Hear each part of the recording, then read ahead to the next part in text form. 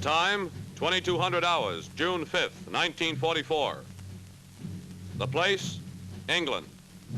C-47s in their new invasion battle paints stand waiting.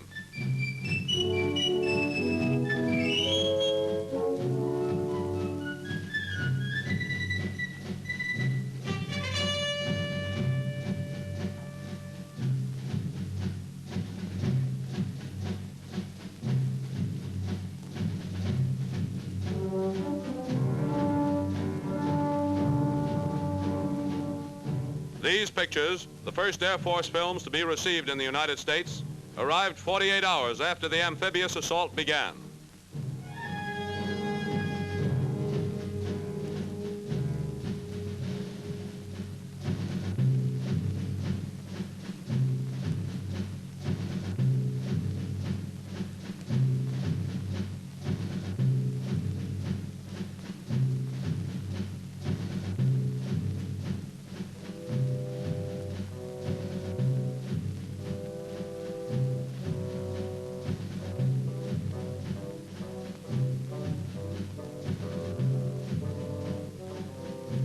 Orders are read and reread.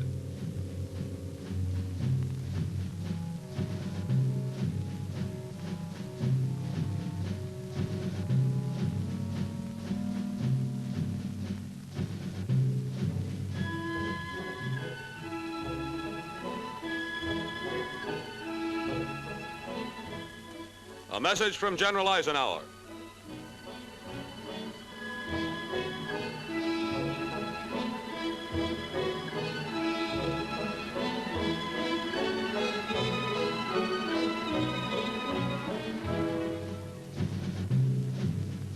The men of the parachute infantry climb aboard planes of the 9th Air Force Troop Carrier Command.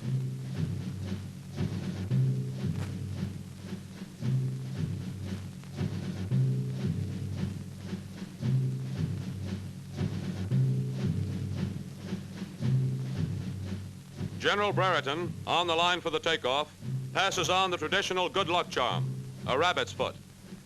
This film was taken by photographers of the 4th Army Air Force's Combat Camera Unit attached to the 9th Air Force.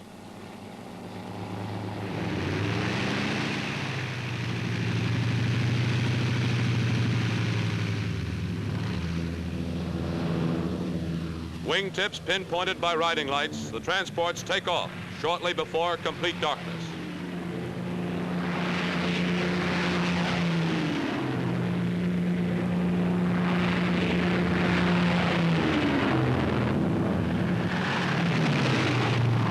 The invasion has started. At 600 hours on June 6th, 9th Air Force marauders crossed the channel to strike at the enemy coast defenses in the Cherbourg Peninsula beach area. 4,500 feet below, the procession of surface vessels of the invasion fleet, battleships, cruisers, destroyers, transports, stretches for miles.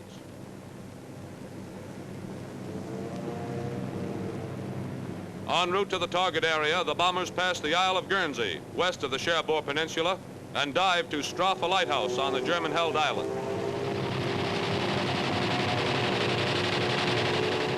A British Typhoon lays a smokescreen to shield the ships from German shore positions.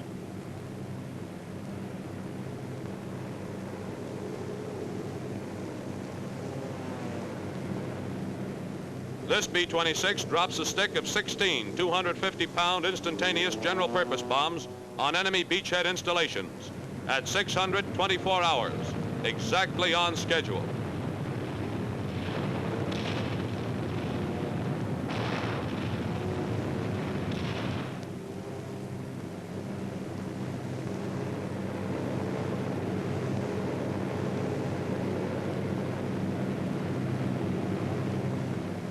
Meanwhile, other units of the 9th Air Force, operating northeast of the Le Havre area, dropped 2,000-pound bombs on heavy enemy coastal guns on the French coast between St. Valery and Fécamp as dawn breaks on D-Day.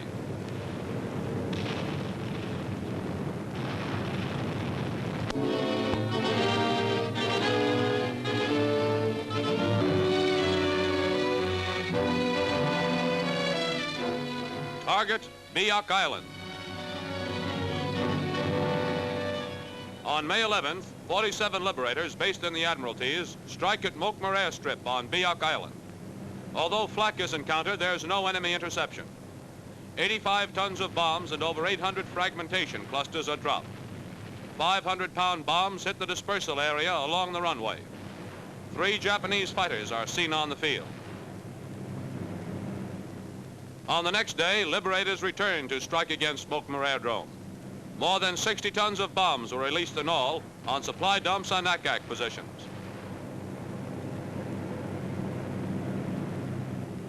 This flyer, bombardier of a B-24 which was hit by flak, bails out at sea. The camera plane drops a life raft and supplies and marks the spot with smoke signals. A radio is also dropped and the rescue service notified. A Dumbo arrived later but was unable to locate the bombardier, who was reported picked up by a sub. 2 days later, 48 liberators attacked Bosniak village on Biak. Each plane carries 11 500-pound bombs, which are dropped from an altitude of 12,000 feet. ACAC from a battery of 90-millimeter guns on the eastern section of the town is intense but ineffective. The target is the supply area, midway between the 2 jetties. The bombs which land along the beach are directed against anti-aircraft emplacements.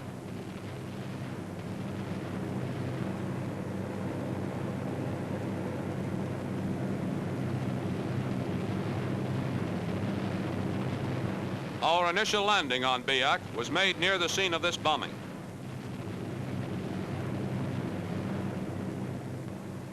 Bosniak village is hit once more on May 17th.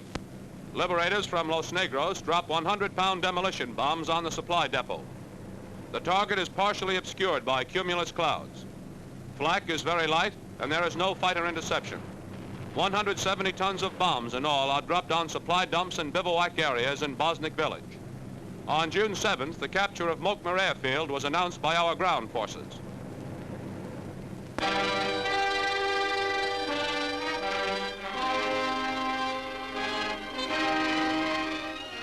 Target Siena, an important point in the Italian railroad system. Preceding our ground offensive against the German armies below Rome, the Tactical Air Force struck out at the Italian transportation network in Operation Strangle, an all-out assault against communications north of Rome to cut off the flow of supplies to the enemy. Marauders from Sardinia, bound for the Arezzo and Buccini viaducts, abandoned the primary target because of bad weather. They made an unplanned run on the large railway yards at Siena on the alternate Florence-Rome railway line. These yards contained many units of rolling stock.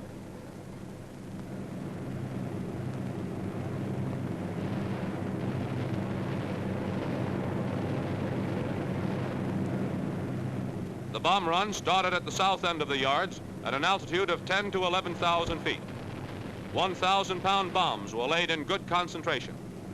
Photo interpretation reported that all the tracks were definitely cut and both choke points of the railway yards were hit. Some of the bombs hit warehouses on either side of the tracks.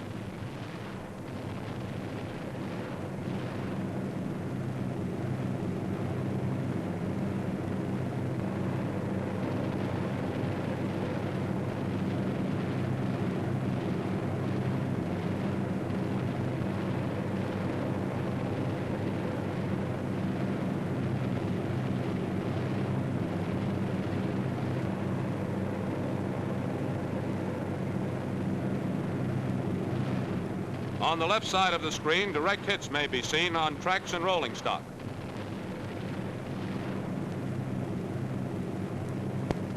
No enemy fighters or flak were encountered by the 36-ship formation.